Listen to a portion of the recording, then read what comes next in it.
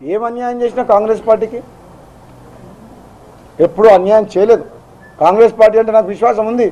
కానీ ఇప్పుడున్న పరిస్థితుల్లో మీ నిర్ణయాలు ఏంటి? 20 ఏళ్ళు కాంగ్రెస్ తిట్టిన వ్యక్తిని తీసుకొచ్చి, 20 ఏళ్ళు సోనియా గాంధీ తిట్టిన వ్యక్తిని తీసుకొచ్చి, ఇతర పార్టీల వ్యక్తిని తీసుకొచ్చి వాళ్ళ కింద మమ్మల్ని పనిచేయమని అంటున్నారు. అంటే మాకు ఆత్మగౌరవం లేదా? కాంగ్రెస్ పార్టీలో ఉండి మేము గెలవలేదా? ఎంపీగా, ఎమ్మెల్సీగా, ఎమ్మెల్యేగా ప్రజల్లోకి పోయి నేనేమన్నా నామినేటెడ్ పోస్ట్ తీసుకున్నా? రాజ్యసభ ఎంపీయా, ఎమ్మెల్సీ లోకల్ నేనేమన్నా గవర్నర్ కోటా ఎమ్మెల్యేనా, ఎమ్మెల్యే కోటా ఎమ్మెల్సీనా? ప్రతిసారి ప్రజల్లోకి పోయి కార్యకర్తలతో మమేకమై కార్యకర్తలతో కలిసి పోరాటం చేసి నేను గెలిచిన తప్పితే ఎక్కడ నేను కాంగ్రెస్ పార్టీ ద్వారా నేను కూర్చొని నామినేటెడ్ పోస్ట్ తీసుకోలే. మరి మాలాంటి వ్యక్తులు అందరం కూడా బాధపడుతున్నాం. మరి ఇప్పుడు కాంగ్రెస్ పార్టీ ఎవరి వశమైంది? అసలు తెలంగాణ నేపథ్యం కాంగ్రెస్ పార్టీలో ఉన్న తెలంగాణ కోసం ఎవరెవరు కష్టపడ్డారు? తెలంగాణ కోసం ఎవరు త్యాగం చేసిండ్రు? అసలు కాంగ్రెస్ సత్తం ఎవరు? బయట నుంచి వచ్చిన వాళ్ళు వాళ్ళ కింద ఇప్పుడున్న కాంగ్రెస్ పార్టీ మాలాంటి ఆత్మగౌరవం ఉన్న పనిచేయాలి. మేము ఏ ఆత్మగౌరవం కోసం అయితే పోరాటం చేస్తున్నామో తెలంగాణలో కేసీఆర్ పార్టీకి వ్యతిరేకంగా మాకే ఆత్మగౌరవం లేదు అక్కడ.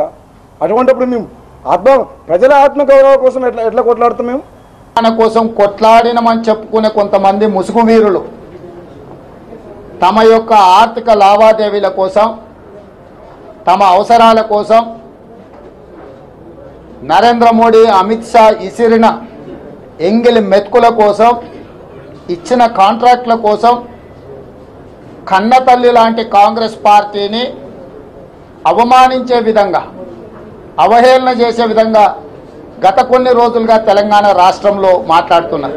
కన్న తల్లి, తెలంగాణ ఇచ్చిన తెలంగాణ తల్లిని ఒక దుష్టుడు అవమానిస్తుంటే బిడ్డగా వీధి పోరాటాలు చేయాల్సిన నువ్వు అమిత్ షా, నరేంద్ర మోడీని కలిసి నువ్వు ఆ పార్టీలో చేరుతా అని చెప్పినవంటే ఇక పార్టీ గురించి కానీ పార్టీ నిర్ణయాల గురించి మాట్లాడే హక్కు, నైతిక హక్కు అసలే లేదు. ఇవాళ తప్పించుకోవడానికి, తెలంగాణ మునుగోడు ప్రజల్ని తప్పుదోవ పట్టించడానికి ఇలాంటి కారణాలన్నీ చూపిస్తున్నాడు. ఇలాంటి చిల్లర మల్లర కారణాలు చెప్పే కంటే ముందు మీరు ఎందుకు శ్రీమతి సోనియా గాంధీ గారిని ఈడీ అధికారులు అవమానిస్తుంటే, తల్లి లాంటి సోనియా గాంధీ గారికి అవమానం జరుగుతుంటే నువ్వు వెళ్ళి అమిత్ షాను కలిసినావంటే నీకు కాంగ్రెస్ పార్టీకి ఉన్న పేగు బంధం తెగిపోయింది. ఇక ఏమాత్రం కాంగ్రెస్ పార్టీ బిడ్డ కాదు ఆయన. కాంగ్రెస్ పార్టీ బిడ్డగానోడు ఏం మాట్లాడినా చెల్లని చిత్తు కాగితంతో సమానం. హాయ్ ఫ్రెండ్స్, మా టుడే టుమారో యూట్యూబ్ ఛానల్ చూస్తున్నందుకు చాలా థ్యాంక్స్. మరిన్ని లేటెస్ట్ వీడియోస్ కోసం వెంటనే సబ్స్క్రైబ్ చేయండి. అలాగే ఈ బెల్ ని కూడా రింగ్ చేసేయండి. మా నోటిఫికేషన్స్ అన్ని మీ మొబైల్లో వస్తాయి. అలాగే మా వీడియోస్ మీకు నచ్చితే లైక్ చేయండి, షేర్ చేయండి, నచ్చకపోతే కామెంట్ చేయండి.